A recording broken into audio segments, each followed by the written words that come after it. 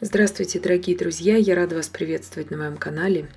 Сегодня я украшаю вот такой нежный торт с девушкой в кокошнике из цветов.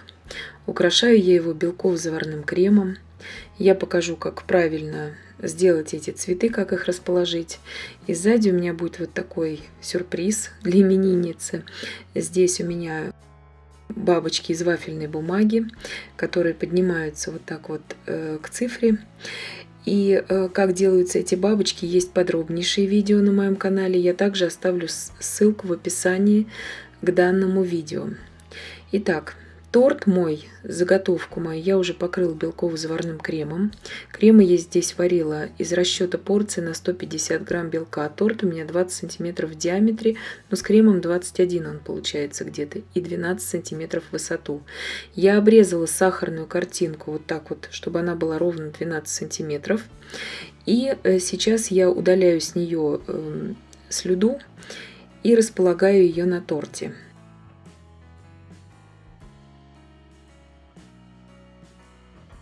Как правильно расположить сахарную картинку, есть на моем канале.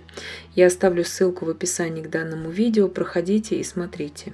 Это именно не вафельная, а сахарная картинка. Она более яркая всегда получается, и более она хорошо переносит и влагу, и вообще перепады температуры. Теперь просто из кондитерского мешка я отсаживаю вот такую полосу крема. Это у меня будет основание для всех моих последующих цветов. Вот смотрите, здесь у меня насадка без номера, изогнутая роза 2 сантиметра на выходе. Она есть во всех практически наборах для начинающих даже кондитеров. Я думаю, у вас она тоже имеется. Это обычная классическая изогнутая роза. Из этого же мешка без насадки я просто отсаживаю основание. Здесь я слегка окрашивала цвет в такой тепло-желтый, крема я окрашивала в тепло-желтый цвет. Не захотела я потом его использовать, поэтому я как основание для цветов его использую. Я взяла здесь лучше розовый цвет, решила розовым делать.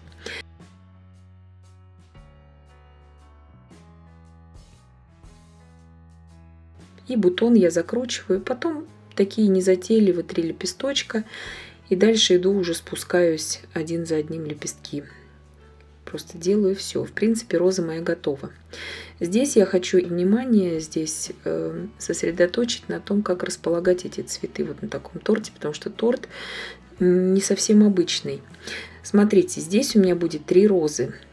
Вот эти 2 боковых, которые в передней части торта, именно в передней части кокошника, я располагаю немножко, чтобы они смотрели в стороны. Вот среднюю розу, она должна смотреть по центру.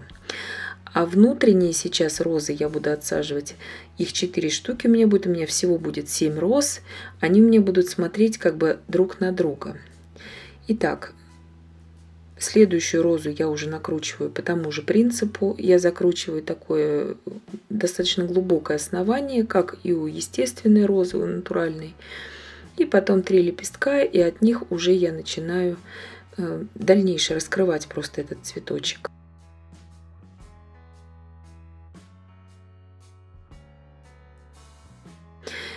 У кого плохо получаются розы, я советую купить именно вот эту насадку, если до сих пор у вас нет, и просто ей пользоваться. И теперь я уже буду отсаживать вот так вот по внутреннему кольцу этого кокошника.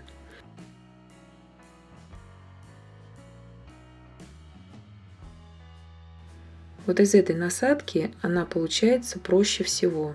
Элементарная розочка, у кого совсем не получаются розы. Смотрите, повторяйте и делайте.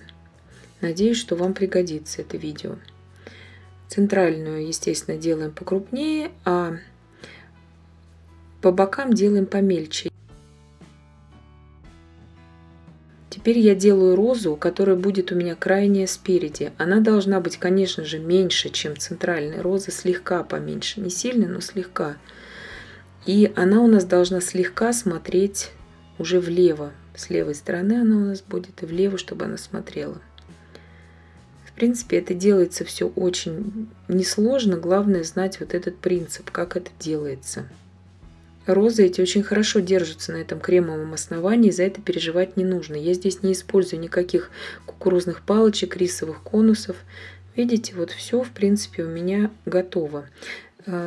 Теперь я отсаживаю еще одну, вот отсадила я еще одну розочку, четвертую, и все, розы у меня готовы. Теперь насадка номер 135, фантазийная гортензия, сирень, незабудка, как хотите ее называйте. Размером она как М1, у нее штырь внутри. И ей я буду отсаживать такие цветочки сирени. Я вставила ее в мешок в кондитерский. Смотрите, я окрасила неравномерно легким сиреневым цветом крем белковый. И теперь рукояткой ложки чистой я наношу именно на сам кондитерский мешок. На его стороны я распределяю ложкой. Вот именно рукояткой от ложки длинной делать очень удобно. Видите, центр у меня не заполнен кремом. Сейчас я просто его заполню белым кремом. И у меня будут очень красивые такие цветочки оттуда сразу выходить. Я просто туда накладываю ложкой крем белый. Заполняю его белым кремом. И теперь, вот там вот, где у меня пустоты между розами, я не буду там отсаживать листья. Я отсаживаю из этой же насадки 135 вот такие вот столбики. Они, не будет их видно, они просто у меня заполнят место. Я не стала это из другой насадки отсаживать, чтобы мне удобнее потом уже было наносить мой узор. То есть, чтобы цветочки уже смотрелись очень естественно именно на этих столбиках. И такие как бы фантазийные цветочки сирени, гортензии. Тут непонятно, что это вообще. Ну, как бы сирень. Вот для меня это воспринимаю как такую нежную сирень.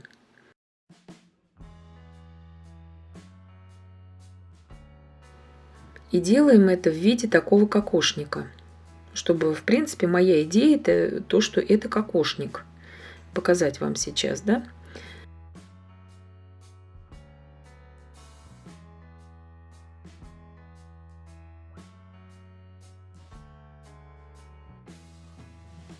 И здесь я делаю уже пару таких цветочков, чтобы они как бы не спадали с этого кокошника. Смотрится это очень естественно, очень так романтично.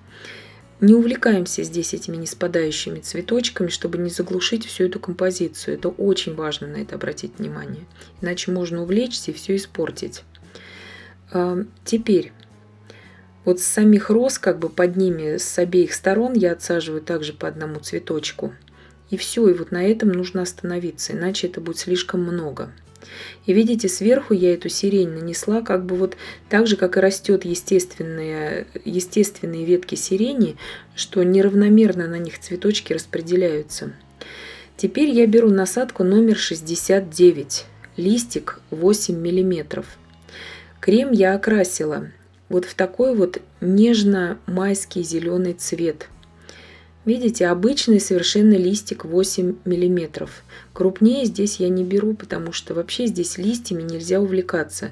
Листьев здесь должно быть вот, ну, по минимуму, чтобы только подчеркнуть акценты. Вот вокруг роз я делаю по листику, и все, и немножко между вот этими цветочками сирени.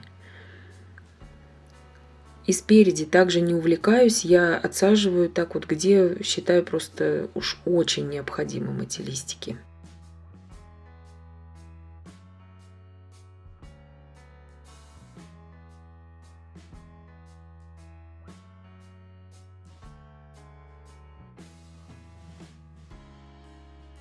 Итак, листья мои готовы.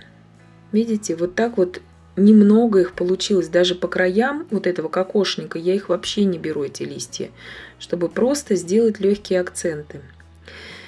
Теперь у меня уже очень хорошо высохли мои цифры из мастики. Я их слегка покрыла золотым кондурином, чтобы просто сделать акценты, чтобы вот этот рельеф на цифре был виден, не более того. Но цифры должны быть очень хорошо просушены. Уже заранее мы их делаем хотя бы за день, эти цифры. Теперь я вырезала уже из вафельной бумаги мои бабочки. И также я подготовила бабочки на проволочках. Как делаются эти бабочки, подробнейший мастер-класс есть на моем канале. Ссылку на это видео по бабочкам порхающим я оставлю в описании к данному видео. Здесь главное в бабочках что нам уяснить? Что бабочки, они не должны все лететь как птицы в одном направлении. Они, как бы всегда, бабочки разлетаются в разные стороны. И тем самым тогда они смотрятся очень естественно. И здесь также абсолютно заполняем вот по тому же принципу, что они разлетаются именно в стороны. Они как бы летят в одном направлении, но все равно немножко как бы по-разному.